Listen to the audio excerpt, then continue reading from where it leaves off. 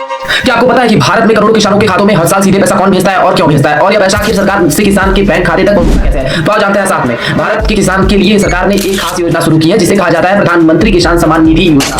इस योजना की शुरुआत 2019 में भारत के प्रधानमंत्री मिस्टर नरेंद्र मोदी ने की थी। इस योजना के तहत भारत के छोटे और मध्यम किसानों को हर साल 6,000 रुपए की आर्थिक मदद दी जाती है, लेकिन यह पैसा एक साथ नहीं आता। सरकार इसे 3 किस्तों में भेजती है, पहले किस्त में 2,000, दूसरी किस्त में 2,000 और तीसरी किस्त में 2,000। अब सवाल यह है कि यह पैसा आता कहां से है? असल में यह पैसा सीधे भारत सरकार की बजट से दिया जाता है और इसे किसानों के बैंक खाते में सीधा भेजा जाता है। Ministry of agriculture and farmers welfare के जरिए। इसमें सबसे खास बात यह है कि पैसा डायरेक्ट बेनिफिट ट्रांसफर यानी डीबीटी सिस्टम से सीधे किसान के खाते में जाता है, यानी बीच में कोई बिचौलिया नहीं होता। लेकिन आखिर किसानों को इस पैसे की जरूरत क्यों पड़ती है? क्योंकि खेतों में बीज की खरीदना, खाद और दवाइयां, खेती के छोटे खर्च जो एक गरीब किसान अपना खर्च नहीं उठा सकता, वो खेत का खर्च कहां से उठाएगा? इसके लिए भेजा जाता है। इन सबके लिए किसानों को आर्थिक मदद की जरूरत होती है, इसी वजह से सरकार किसानों की मदद के लिए पैसा भेजता है। आज इस योजना से 9 करोड़ से ज्यादा किसान लाभ ले रहे हैं। अब सवाल यह है कि यह लाभ और मिलना चाहिए या इस लाभ को अभी इसी वक्त या इसी समय बंद हो जाना चाहिए?